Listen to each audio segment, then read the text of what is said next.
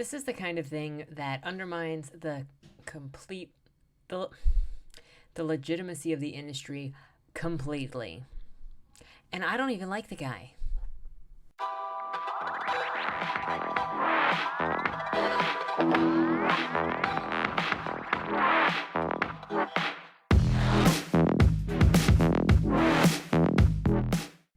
Hello, my name is Ian Kirkpatrick. I'm an author, editor, robot, and just, yes, that's it, yes. And today we're going to talk about a book that was recently canceled, not because the publisher wanted to cancel it, but because the employees at a publisher decided they didn't like the writer, so they walked out. And the implications in this action. So maybe you heard about this earlier this week. Woody Allen's memoir was canceled after Hachette employees staged a walkout. One day after its employees staged a walkout in protest, Hachette Book Group announced that they will not be publishing Woody Allen's memoir, Apropos of Nothing. The autobiography was set for an April 7th release. Quote, "The decision to cancel Mr. Allen's book was a difficult one," the company said in a statement. "At HBG, we take our relationships with authors very seriously and do not cancel books lightly. We have published and will continue to publish many challenging books. As publishers, we make sure every day in our work that different voices and conflicting points of view can be heard." They continued, "Also, as a company, we are committed to offering a stimulating, supportive, and open work environment for all of our staff." Over the past few days, HBG leadership had extensive conversations with our staff and others. After listening, we came to the conclusion that moving forward with publication would not be feasible for HBG. Hachette announced on Monday that their division, Grand Central Publishing, would be releasing the memoir. Allen's career has been considerably stifled in the wake of the #MeToo movement, and he recently filed a $68 million lawsuit against Amazon for terminating his contract. The announcement ensued in controversy when Allen's son, investigative reporter Ronan Farrow, took to Twitter to announce his separation from Hachette. Farrow, who released his best-selling book Catch and Kill via Hachette last fall, claimed the acquisition was concealed from him. He also noted that his sister Dylan, who accused Allen of molesting her when she was 7 years old, was not contacted for fact-checking purposes, which isn't uncommon in book publishing. Quote, "Each book has its own mission," Michael Pitch, chief executive of Hachette, told the New York Times on Thursday. "Our job as a publisher is to help the author achieve what they have set out to do in the creation of their book. Grand Central Publishing believes strongly that there is a large audience that wants to hear the story of Woody Allen's life as told by Woody Allen himself. That's what they've chosen to publish." However, employees of the Hachette imprint Little Brown walked out of their offices in protest on Thursday, supporting the Farrows and survivors of sexual assault. While announcing the memoir's cancellation, Hachette claimed they returned all rights to Allen. Allen's last film, A Rainy Day in New York, was released in Europe in 2019, but not in the States. The film stars Timothée Chalamet publicly apologized for participating in the project and donated his salary to charity. However, Cherry Jones, who played Chalamet's mother in the film, feels a bit differently. Quote, "I did my homework," she said. She recently told The Guardian, "I went back and studied every scrap of information I could get out about the period. And in my heart of hearts, I do not believe he was guilty as charged. I didn't say that.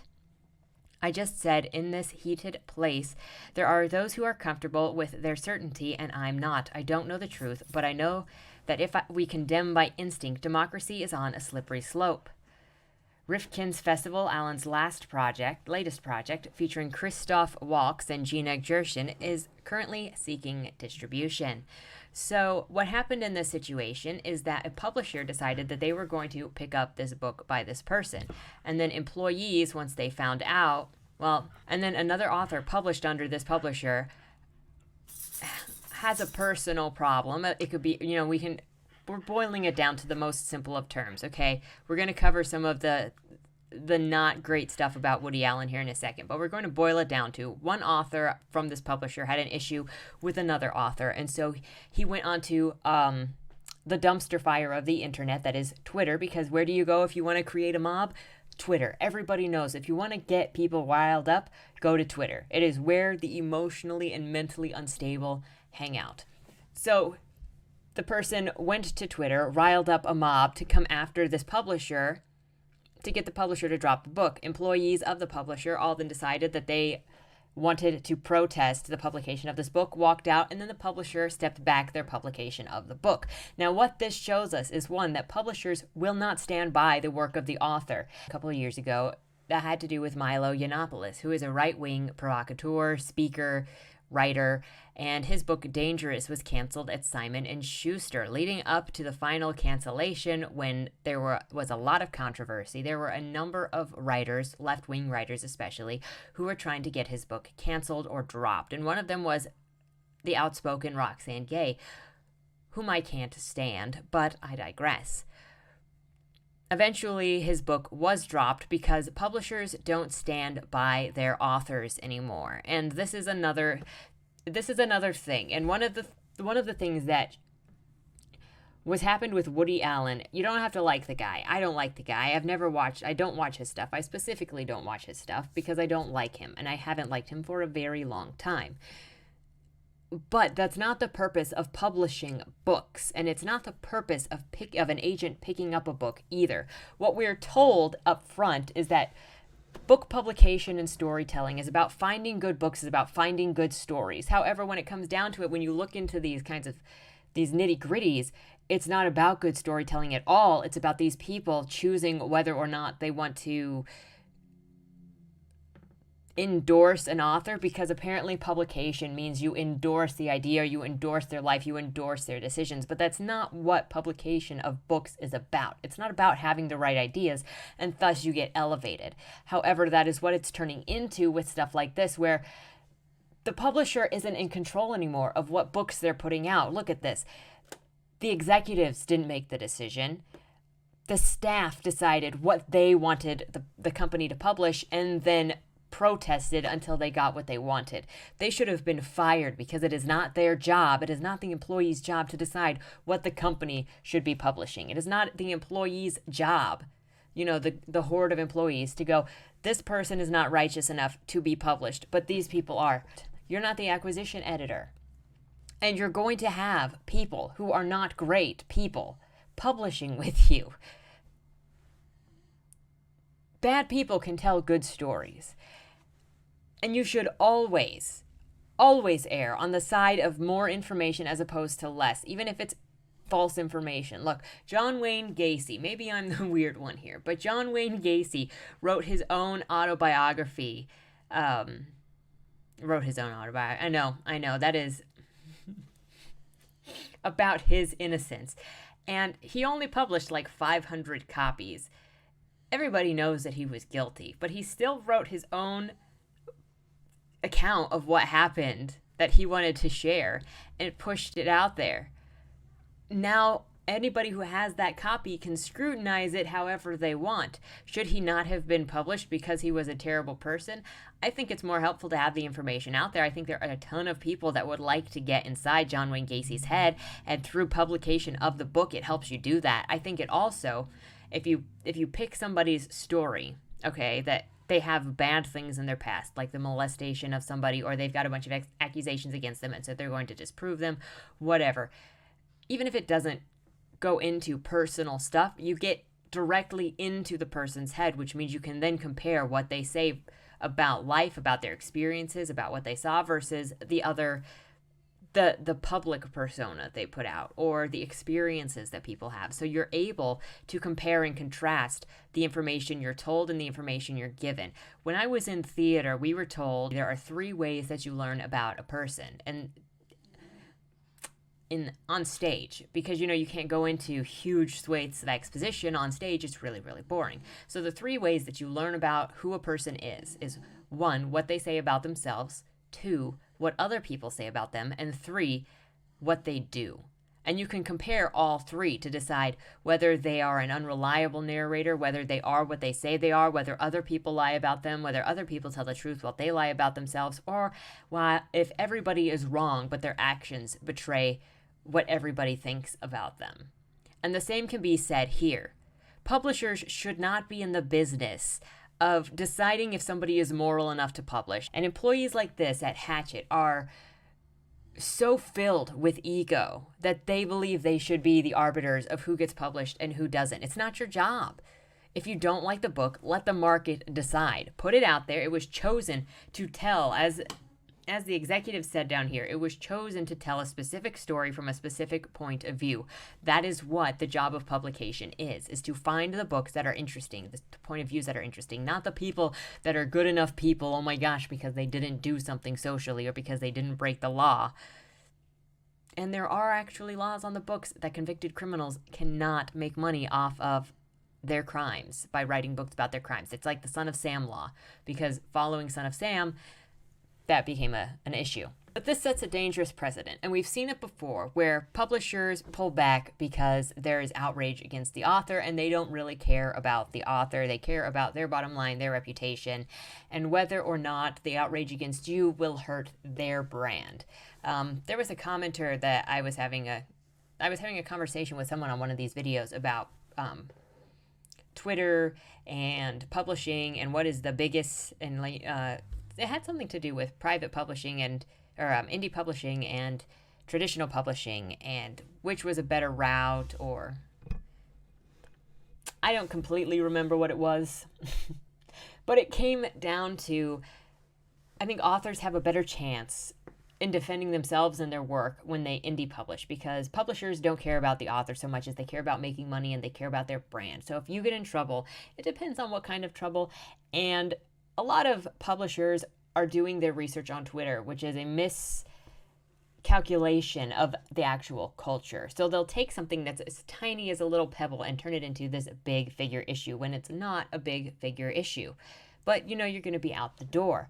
There's also this thing called the moral clause that a lot of book deals are now coming with. I don't know how many, but I have heard of this, and I did a video on it a while back. I'll link it at the end of this video. And the moral clause is that if there is a perceived issue, which includes, just having like 10 noisy eggs on Twitter talk about you poorly, your publisher or agent can cancel the deal and push you back because you've broken the moral clause. And this causes a huge issue. So then you get into the area that publishing is not a legitimate industry for book writing anymore. If more publishers do this and don't stand by the authors and don't stand by the stories that they want to tell, and instead bend the knee to Twitter voices or to random employees that just don't like whoever you're talking about, it's going to be a problem because they're no longer publishing books. They're anointing the people who have the correct background, the correct morality, or the correct story. Stories are not going to necessarily be correct. I've got this book over here that I'm going to do a more thorough discussion on eventually. Panzram, A Journal of a Murderer. And it is letters from this criminal interspersed with biographical information. Was he a good dude? Absolutely not. Should this book have been published? Absolutely. It's an interesting story. It's an interesting perspective. Does reading this story suddenly make Panzram a good guy or legitimize his point of view? Not at all, but it's an interesting look into the time period, into the heart of a broken person, and into the life of somebody that's different. You're going to get a much different perspective from somebody who lived through that kind of stuff than you're going to get from the victims of that kind of stuff. And it's important to get both. I've got a collection over here. Oh my goodness. It's coming, my friend. This is coming when I get a chance. Of Jeffrey Dahmer books. From different perspectives. I have at least 4 over here, a 5th that I got rid of a while ago because it was terrible, but I'll still talk about it. But from 4 different perspectives. I've got a book from a friend of his. I've got a book from the pastor who baptized him. I've got a book from, I'm not sure if Brian Masters is a lawyer. I don't think he is, but he did a more court-bound style case. And then I've got Jeffrey Dahmer's story from his father's perspective. Should none of these have been published because of who they were talking about? Should Lionel not have published a story about his son, about his experience with his son, because Jeffrey wasn't a good person? No. It's a terrible idea to not publish these kinds of stories because you're not publishing for the endorsement of moral or the endorsement of actions. You're publishing for the interest of the story. Call it exploitive if you want, but every story has an exploitive nature to it because we're all exploiting human emotion. We're all exploiting specific scenarios to pull a person in. Perspective doesn't mean agreement. publication doesn't mean that it's going to succeed. If nobody wanted to support Woody Allen's story, then nobody would buy it. But I don't think a number of random employees inside of a publication company should have the power to cancel somebody's book. Let the free market decide. Now, as I said, I don't like Woody Allen. I have never liked Woody Allen. I can't think of a time that I have spent money on Woody Allen. So I have no horse in this race, mind you. And if you look at this really quick, this article, 10 Undeniable Facts About Woody Allen's Sexual Abuse Allegations, it was published in February of 2014. This was 6 years ago. This was 6 years ago. I can do math, I swear. And the stuff about his sexual allegations have been going on for a long time. That means that when Hachette did the deal with him, it was not a secret. His past was not hidden from them, and they weren't just ignorant to it, or they had to just be ignorant to it, because this has all been out there. They picked him because they were interested in his perspective and his story to tell. Scrolling down, this week a number of commentators have published articles containing incorrect or irresponsible claims regarding the allegations of Woody Allen having sexually abused his adopted daughter, Dylan Farrow. As the author of 2 lengthy, heavily researched, and thoroughly fact-checked articles that deal with the allegations, the first published in 1992 when Dylan was 7, the second last fall when she was 28, I feel obliged to set the record straight. As such, I have compiled the following list of undeniable facts. I don't know anything about this author, but the first business of this came out, almost 30 years ago? So this stuff has been around. And so Hachette knew of this stuff before they picked him. They didn't pick him to endorse his ideas. They picked him to share a side of a story that might have interest. Now, you can call it shady. You can call it gross. You could call it whatever you want. But storytelling isn't about morality. Publishing isn't about morality. It's not a game of who has the right ideas. It's not a game of who follows the right dogma. It's about perspective. It's about interest. And technically, if you really come down to it, it's about making money, especially for the publishers. So when I see a publisher pull a book because a couple of people got mad, whether it's people in their ranks or people on Twitter, I wonder how legitimate of a publisher they are, because now I have to assume that anything they publish is because they endorse the ideas of the person that they've published, because they've made that the standard. This is a dangerous line to walk on, and I hope the trend dies. I hope the trend dies before it becomes too big, too dangerous, and we start looking into the pasts of the books that these publishers are pushing forward, so we can ask them why they support this but not that, or why they're okay with this sex abuser but not that one. Bottom line, though, whether you like Woody Allen or not, whether he is a scumbag or not, he may be a douchebag, he might not, but everyone deserves to have everyone has the right to have their side of the story told, and publishers need to stay out of the business of moral policing and deciding who gets to be heard based on their past, and stick to storytelling. Writing and publishing is all about storytelling and point of view, not whether you're a good or bad person or telling the right stories. And really marketability. It is telling good stories and marketability. And I think every day we drift a little further away from that. And then we wonder why fewer people are reading. But what do I know? What do you think? Let me know in the comments down below. If you like this sort of content, please like, share, subscribe. If you have any topics that you would like to see me discuss, please let me know in the comments down below, and I will see you in the next video. Bye-bye.